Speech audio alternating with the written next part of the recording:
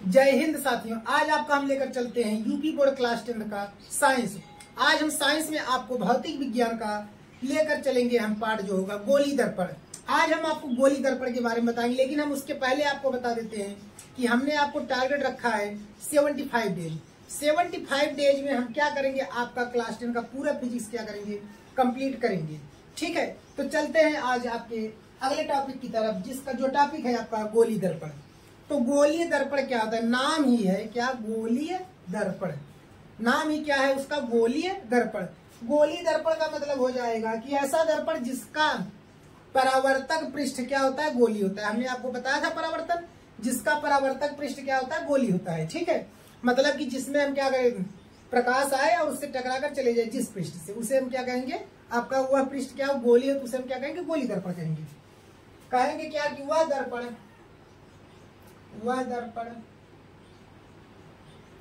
जिसका परावर्तक पृष्ठ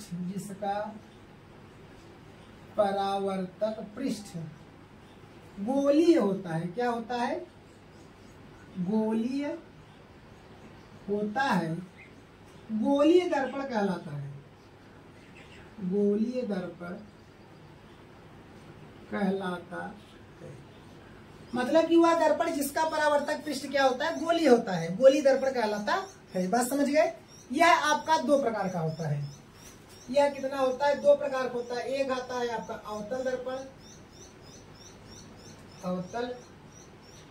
दर्पण और दूसरा उत्तल दर्पण। ठीक है, दूसरा क्या होगा, उत्तल दर्पण। अवतल दर्पण क्या होता है कि वह गोली दर्पण जिसका परावर्तक पृष्ठ दबे हुए तल से होता है, ठीक है, या धसे हुए तल से होता है, उसे हम कहते हैं अवतल दर्पण। बात समझ गए कि वह गोली दर्पण जिसका परावर्तक पृष्ठ धसे हुए या दबे हुए तल से होता है, उसे हम कहते हैं आपका अवतल दर्पण। अवतल दर्पण का यह आपका क्या हो जाएगा, चित्र हो जाएगा। ठीक है, इसका परावर्तक पृष्ठ क्या है, यह है परावर्तक पृष्ठ। ठीक है, यह परावर्तक पृष्ठ है अंदर की तरफ, बाहर हमने ऐसे कर दिया, इसका मतलब पेंट किया गया है। ठीक है, मतलब जिसका परावर्तक पृष्ठ क्या होगा, अंदर की तरफ होगा या दबा हुआ होगा, उसे हम क्या कहेंगे, अवतल दर्पण कहेंगे। बात समझ गए। फिर से समझ लीजिए कि वह गोली दर्पण जिसका परावर्तक पृष्ठ अंदर की ओर दबा होता है, उसे हम क्या कहते हैं, गोली दर्पण, अवतल दर्पण कहते हैं। अब अगला होगा उत्तल दर्पण। उत्तल दर्पण में क्या हो जाएगा आपका, यह हो गया इसका परावर्तक पृष्ठ। उत्तल दर्पण में क्या होगा कि वह गोलीय दर्पण जिसका परावर्तक पृष्ठ उभरा हुआ या बाहर की ओर होता है, वह गोली दर्पण जिसका परावर्तक पृष्ठ उभरा हुआ या बाहर की ओर होता है, उसे हम क्या कहते हैं, उत्तल दर्पण कहते हैं। बात समझ गए। उत्तल दर्पण परिभाषा क्या हो जाएगा, फिर से समझ लीजिए कि वह गोली दर्पण जिसका परावर्तक पृष्ठ, परावर्तक माने चमकीला भाग, जिसका परावर्तक पृष्ठ बाहर की ओर या उभरा हुआ हो, क्या हो, उभरा हुआ हो, उसे हम क्या कहते हैं, उत्तल दर्पण कहते हैं। बात समझ गए। अब इसके बाद हम चलते हैं गोली दर्पण से संबंधित कुछ महत्वपूर्ण परिभाषाओं की तरफ। ठीक है, तो लिखेंगे क्या, गोलीय दर्पण से संबंधित कुछ महत्वपूर्ण परिभाषा। गोली दर्पण से संबंधित कुछ महत्वपूर्ण परिभाषा।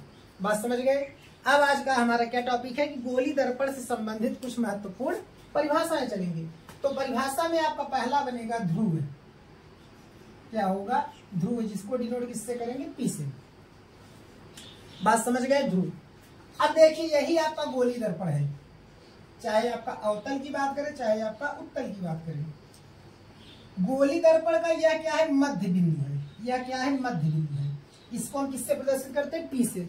तो कहेंगे क्या कि दर्पण का ध्रुव क्या होगा, कहेंगे कि गोलीय दर्पण के मध्य बिंदु को दर्पण का ध्रुव कहते हैं। कि मतलब गोलीय दर्पण का जो मध्य बिंदु होगा उसी को हम दर्पण का ध्रुव कहते हैं। गोलीय दर्पण के मध्य बिंदु को ही हम दर्पण का ध्रुव कहते हैं। बात समझ गए?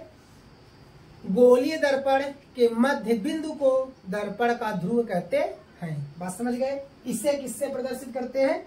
P से प्रदर्शित करते हैं। ठीक है, गोली दर्पण के मध्य बिंदु को दर्पण का ध्रुव कहते हैं, इसे हम P से प्रदर्शित करते हैं।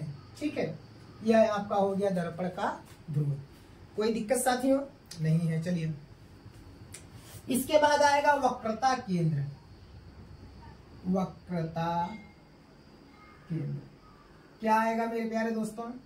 वक्रता केंद्र आएगा। ठीक है, वक्रता केंद्र में क्या होता है साथियों कि कहेंगे गोलीय दर्पण, यह आपका क्या है? एक गोलीय दर्पण है। ठीक है, यह आपका गोलीय दर्पण हो गया और यह भी आपका एक क्या है? गोलीय दर्पण है। ठीक है, गोलीय दर्पण यह भी है आपका, बाहर की तरफ इधर कलई, इधर अंदर की तरफ है। तो कहेंगे क्या? गोलीय दर्पण जिस खोखले गोले का भाग होता है। गोलीय दर्पण क्या होता है?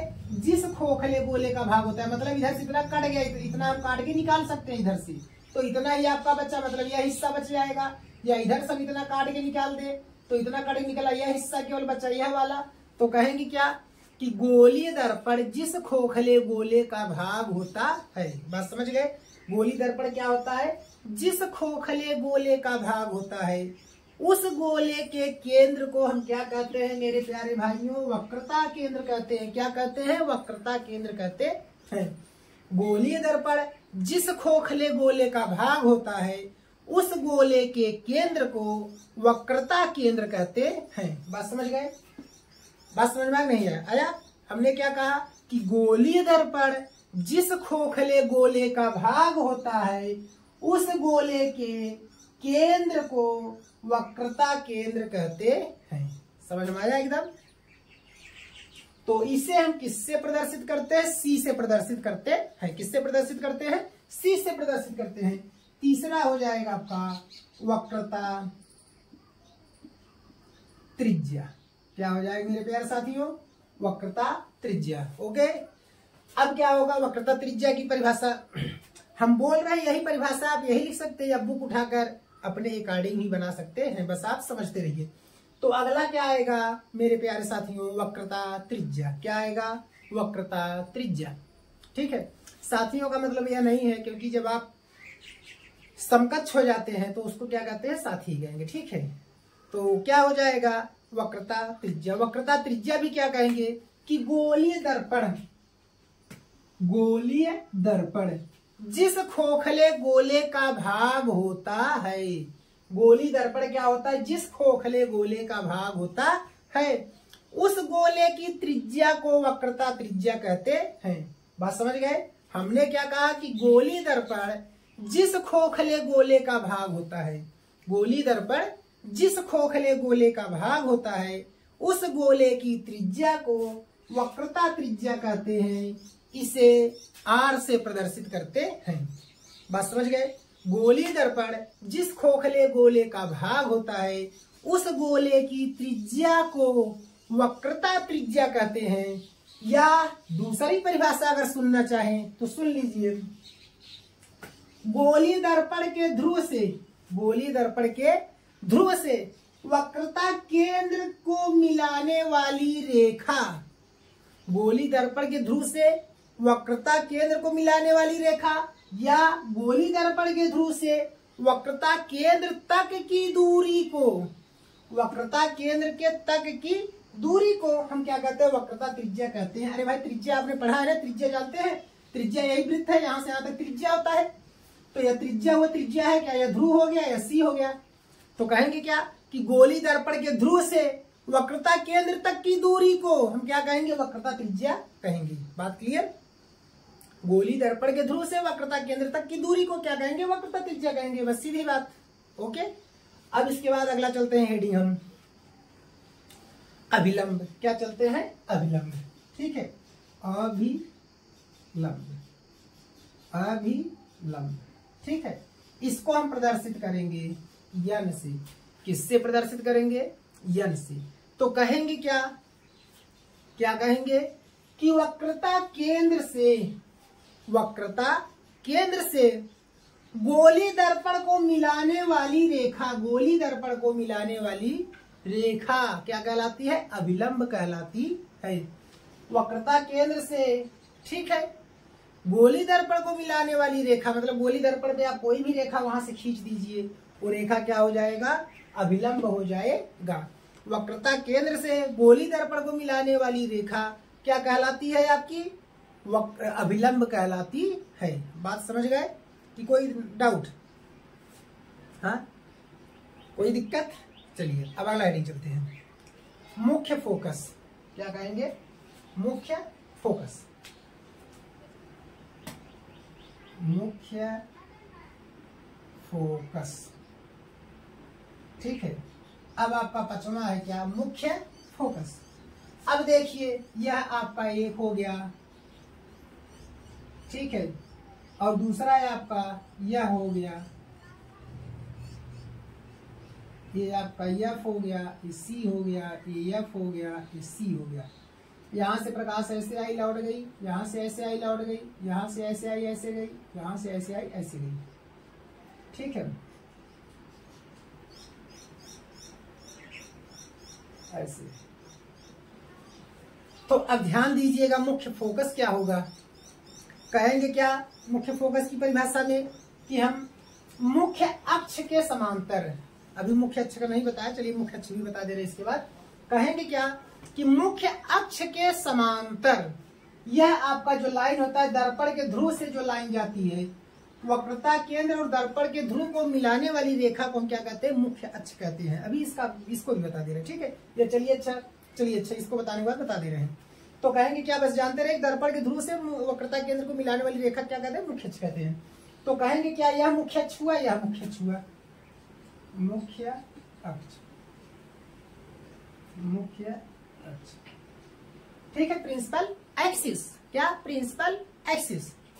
तो कहेंगे क्या, मुख्य अक्ष के समांतर, मुख्य अक्ष के समांतर, मुख्य अक्ष के समांतर चलने वाली प्रकाश की किरणें, मुख्य अक्ष के समांतर चलने वाली प्रकाश की किरणें परावर्तन के पश्चात, मुख्य अक्ष के समांतर चलने वाली प्रकाश की किरणें परावर्तन के पश्चात मुख्य फोकस से होकर जाती हैं, मुख्य फोकस से होकर जाती हैं। यहाँ क्या है? होकर जा रही, डॉट लाइन से नहीं दिखाया गया, जो डॉट लाइन से नहीं दिखाया जाएगा वो होकर जाती है।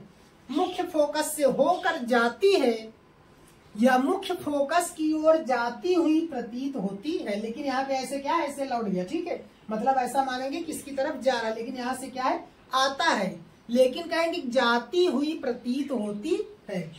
कहेंगे क्या कि मुख्य अक्ष के समांतर, मुख्य अक्ष के समांतर चलने वाली प्रकाश की किरणें परावर्तन के पश्चात मुख्य फोकस से, मुख्य अक्ष के जिस बिंदु से होकर जाती है, मुख्य अक्ष के जिस बिंदु से होकर जाती है या मुख्य अक्ष के जिस बिंदु की तरफ जाती हुई प्रतीत होती है, उसी बिंदु को ही हम क्या कहते हैं? मुख्य फोकस कहते हैं, मुख्य फोकस कहते हैं। कहेंगे क्या कि मुख्य अक्ष के समांतर चलने वाली प्रकाश की किरणें परावर्तन के पश्चात मुख्य अक्ष के जिस बिंदु से होकर जाती है या जिस बिंदु की ओर जाती हुई प्रतीत होती है, वही बिंदु क्या कहलाता है? मुख्य फोकस कहलाता है। इसे किससे प्रदर्शित करते हैं? एफ से प्रदर्शित करते हैं। बात समझ गए? किससे प्रदर्शित करते हैं? एफ से प्रदर्शित करते हैं। अब क्या हो जाएगा? फोकस दूरी आ जाएगा। क्या आ जाएगा? फोकस दूरी। क्या आएगा? फोकस दूरी। फोकस दूरी क्या होगा? सेम वही परिभाषा, दर्पण के ध्रुव से फोकस तक की दूरी को फोकस दूरी कहते हैं। क्या हो जाएगा कि दर्पण, इसकी परिभाषा क्या कहेंगे कि दर्पण के ध्रुव से फोकस तक की दूरी, दर्पण के ध्रुव से फोकस तक की दूरी, दर्पण के ध्रुव से फोकस तक की दूरी को, दर्पण के ध्रुव से फोकस तक की दूरी को क्या कहते हैं? फोकस दूरी कहते हैं। बात समझ गए? दर्पण के ध्रुव से फोकस तक की दूरी को, क्या कहेंगे कि दर्पण के ध्रुव से फोकस तक की दूरी को फोकस दूरी कहते हैं। इसे किससे प्रदर्शित करते हैं? एफ से प्रदर्शित करते हैं। एफ से इसको भी करेंगे, एफ से उसको भी करते हैं, ठीक है। फोकस दूरी को भी एफ से कहते हैं। अब भैया आ जाइए मुख्य अक्ष, अभी जो छोड़ा था उसकी परिभाषा देख लीजिए। मुख्य अक्ष, मुख्य अक्ष क्या कहेंगे? मुख्य अक्ष। मुख्य अक्ष की परिभाषा हो गया कि दर्पण के ध्रुव से वक्रता केंद्र को मिलाने वाली सीधी रेखा को दर्पण का मुख्य अक्ष कहते हैं। कहेंगे क्या? दर्पण के ध्रुव से वक्रता केंद्र को मिलाने वाली सीधी रेखा, चाहे जितना लंबा है आप खींच दीजिए, मिलाने वाली सीधी रेखा को ही हम क्या कहते हैं? दर्पण का मुख्य अक्ष कहते हैं। बात समझ गए? क्या कहते हैं? मुख्य अक्ष कहते हैं। कोई डाउट नहीं होना चाहिए, कोई डाउट नहीं होना चाहिए। तो आज का साथियों इतना है आपका। अगर हमारा वीडियो अच्छा लगे तो हमारे चैनल को सब्सक्राइब, वीडियो को लाइक, शेयर, कमेंट जरूर करें और अपना प्यार बनाए रखें। ओके, जय हिंद।